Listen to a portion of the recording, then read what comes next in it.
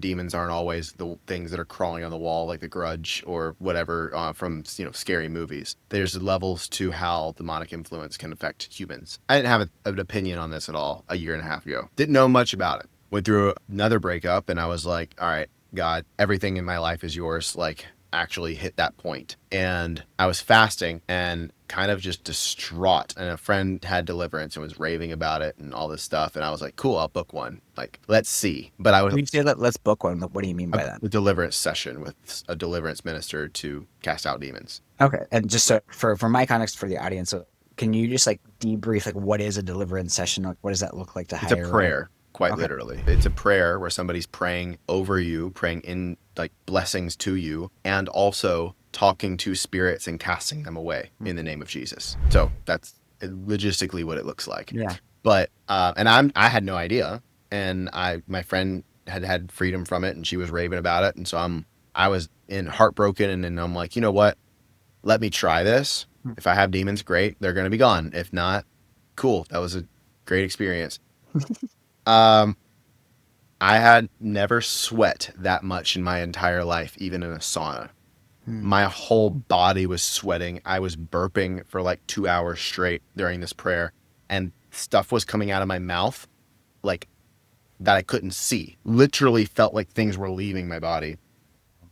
And I had stomach pain for 4 years following a near-death experience. I had neck pain, hip pain, and I had tried so many healers, doctors, energy workers, diets, so much stuff, biohacking.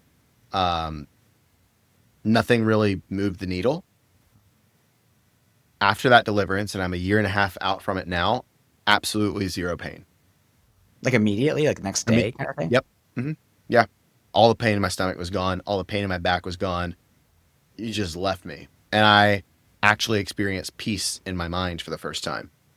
And Wow. it's like, you don't know that you have low grade anxiety until the anxiety's gone, you know? And I was like, what the just happened? Like, and somebody saw me the next day. So I was out at a coffee shop getting some work done, and they were like, you're different. Hmm.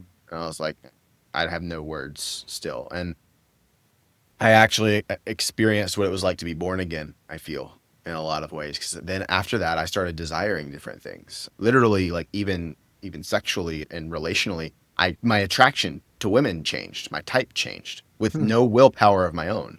How so? Like what changed for you?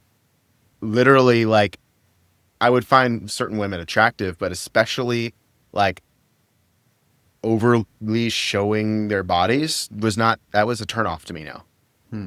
Before, that was really sexy to me. Hmm. Like, I'm like, what? That's weird. Hmm. I desire different now, different behavior. I'm seeing like in their soul and in their spirit, right? Differently. So, and there we can go deep down the rabbit hole on this because demonic influence can also you create desires for you. I don't mention demons in the book, but I do talk about energetic parasites, which are essentially the same thing. You can have a parasite in your being, and just like a physical parasite produces a sugar craving, for example, you think you have a sugar craving and a sugar problem. It's the parasite that actually is craving the sugar, giving you a need, right? But if the parasite stays hidden, the battle is you versus you. So the problem never really goes away. And in the same way with demonic stuff, it's if my own willpower can't overcome it, if there's torment, the definition of torment, there's demonic influence. And if demons aren't a real thing to you, the narrative is I just need to lock in. I just need more willpower. I need to get it together. I need more healing on this one little wound thing. And so then it stays hidden, and you're going to keep cycling over and over and over and over again and battling with this thing. It creates its own needs and desires to stay alive. So, that's the biggest thing is like you have to recognize that not everything that you want or crave is your own. And if you don't know what being clean feels like, you don't know what being dirty feels like. So Hmm. after experiencing peace and sustained for months, years now almost, I know what it's like when I have an urge to do something that's not my urge, or I think something in my own voice in my head that's not actually me. The battle's not just you versus you, right? And so I think that is really important. But that's deliverance. My life completely changed from that. And again, it's not everything's a demon. Mm-hmm. And people that get into deliverance ministry start thinking that, and that's a whole nother thing. It's not all spiritual warfare, but there are things that happen where, yeah, there can be legal rights for demons to torment a human, and that can look like addiction, that can look like um, uncontrollable greed or lust or whatever it is. And again, you have these uncontrollable things that happen in your life. It could look like darker things, like always having sexual dreams, or not being able to sleep properly at night. Some people actually feeling a presence around them. Um, those things are real. Yeah, I'm curious about from your perspective because I think one of the and you kind of touched on it with like people seeing like everything is a demon is like one of the things that people can do.